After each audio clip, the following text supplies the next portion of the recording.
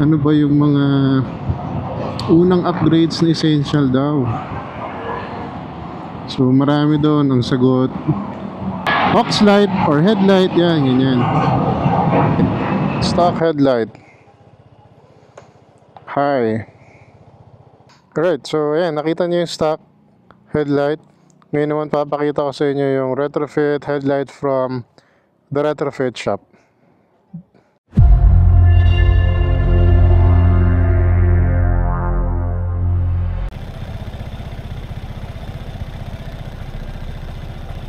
Speed Vegas shirt. Thank you, Mike Bomac. Ano to? Speed Vegas. Tara, game.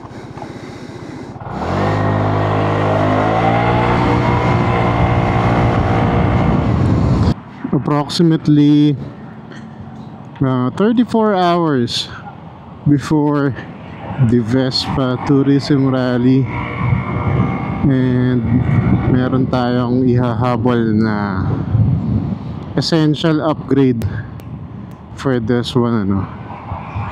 So ito yung retrofit headlight. Fortunately, na schedule tayo ni the retrofit shop. Talagang binanggit ko rin, na sabi ko, sir, baka pwedeng ihabol para nga talaga sa rally. So yun, napagbigyan tayo. Punta tayo ngayon doon.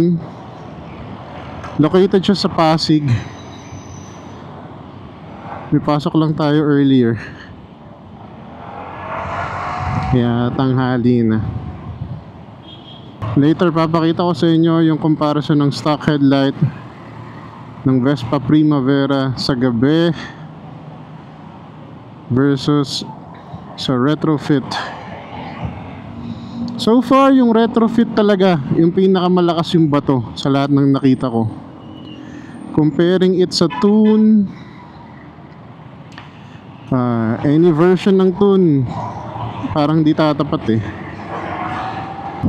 Ang magiging concern natin yung init, since previously nga, as mentioned ni DJ DLS, nagka-problema siya with the retrofit headlight.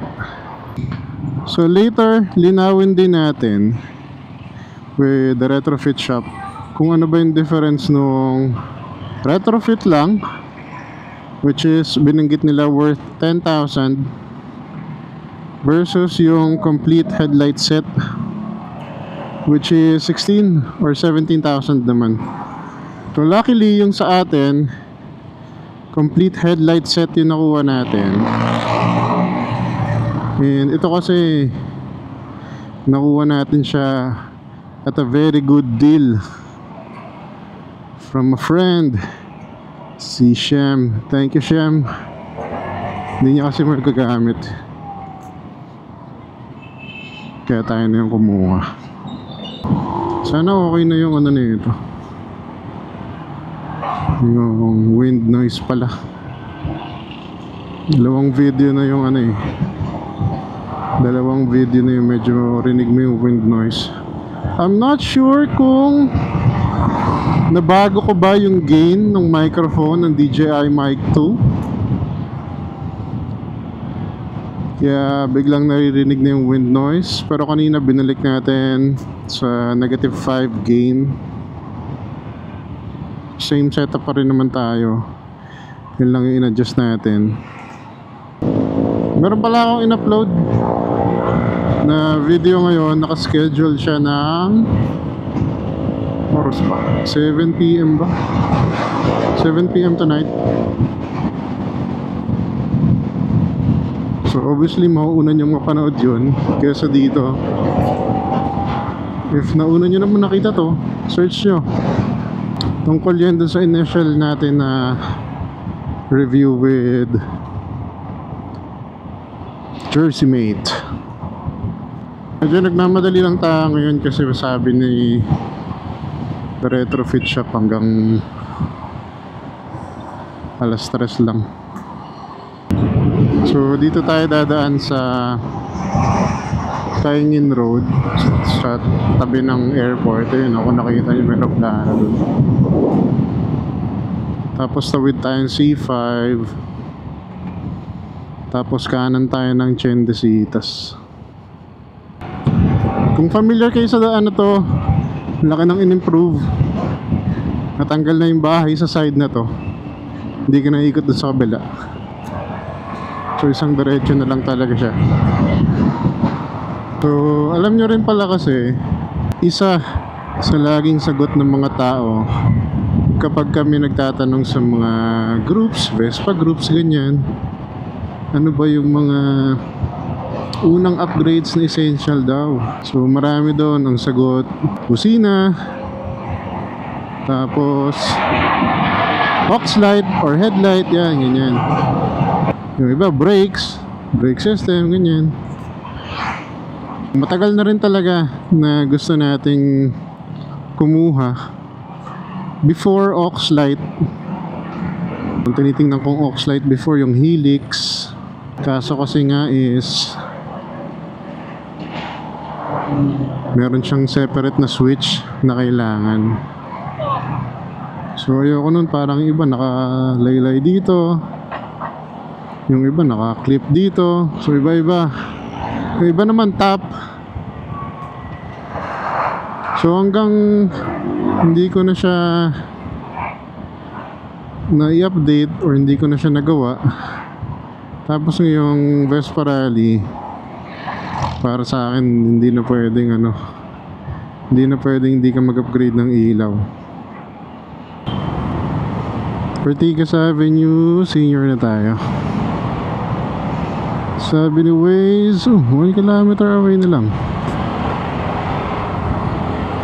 Kaso traffic. Masyadong mataas yung setup ko ng quad lock.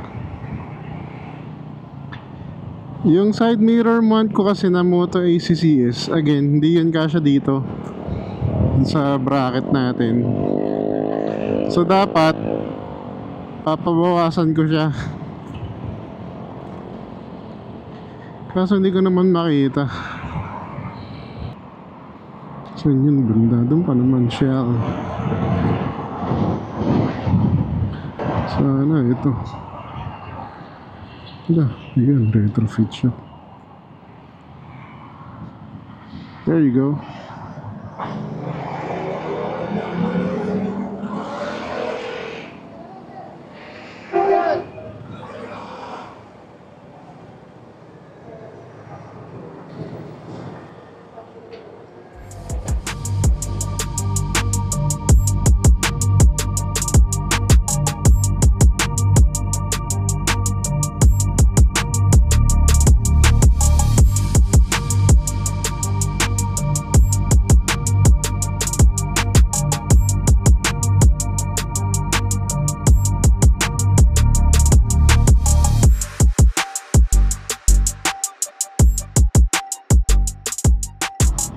Alright, we are done.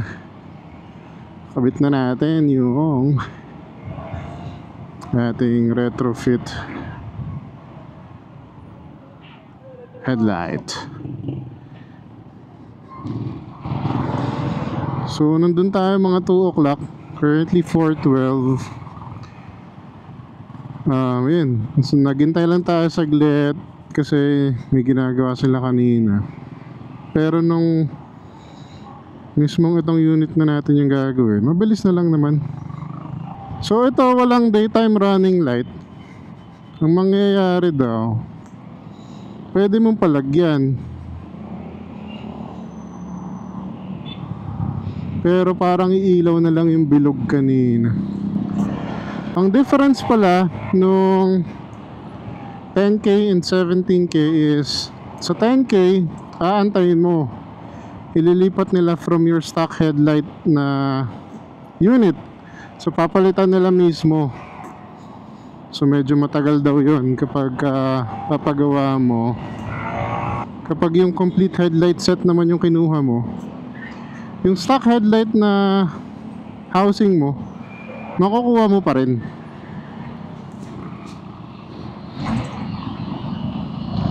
So yun yung nangyari sa atin. Kaya nauwi natin yung ating stock headlight na housing.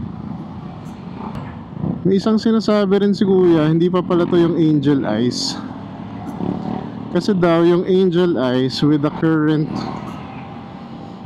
primavera or what, sabi niya, akala ko nga angel eyes eh, pero sabi niya hindi daw ubra kasi yung bilog daw ng angel eyes is nakadikit na dun sa mismong protective lens ng headlight, so parang bubunggo na siya dun,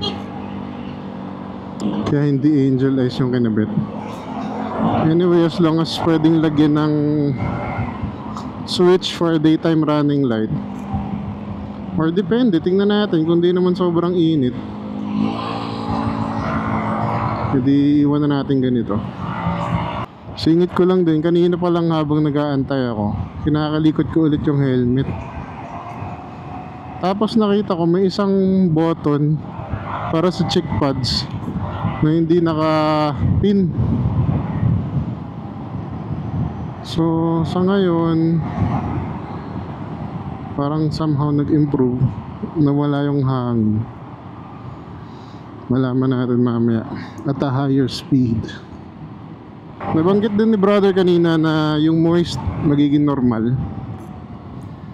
although ni-leak test naman daw nila, so sealed naman siya.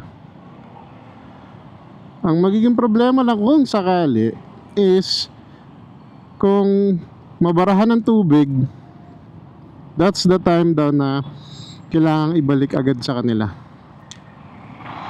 para hindi mabasa yung siguro pinaka bulb. So yun yung sinabi niya. So yung moist naman is mawawala naman yun in time. Yung tubig nga lang kasi talagang walang matatakbuhan. Balikan ko kayo mamaya pag medyo madilim na.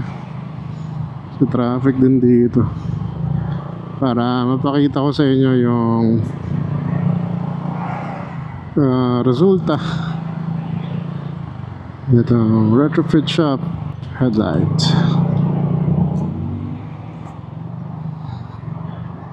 Stock headlight,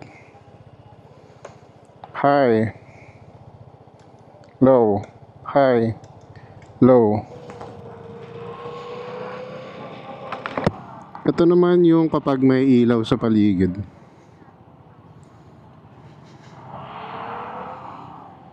So medyo parang wala na, di ba? Alright, so ayan, nakita niyo yung stock headlight. Ngayon naman papakita ko sa inyo yung retrofit headlight from the retrofit shop. Game. Bam! Ano, kita mo ba yan? Ang ganda. Ito, walang ka silaw-silaw. Ito yung high niya. Bam! Ay, sorry. Ang lakas. Silaw si kuya. Tara, game!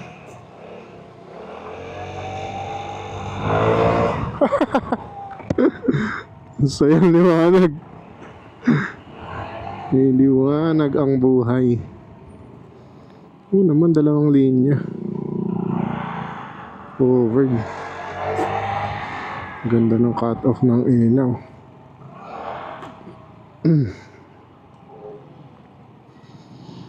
Yung bright lang niya medyo mataas talaga. Ayan, medyo mataas. So ito, same settings to yung camera yung pinakita ko kanina sa stock headlight. So same na same. Kaya kitang kita mo yung difference, panigurado.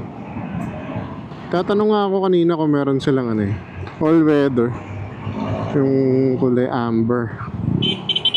Kaso sabi nung isang tropa natin doon, hindi daw sila gumagawa ng amber, puro puti for the motorcycle. Ito kasing puti, based sa experience ko sa auto, nakaputi tayo na LED. Sa basang kalsada kasi medyo malabo siya.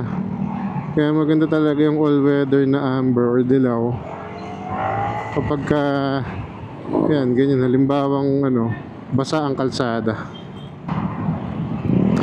I guess this wraps up our Vespa upgrade series in preparation for the Vespa Tourism Rally, So today's Wednesday.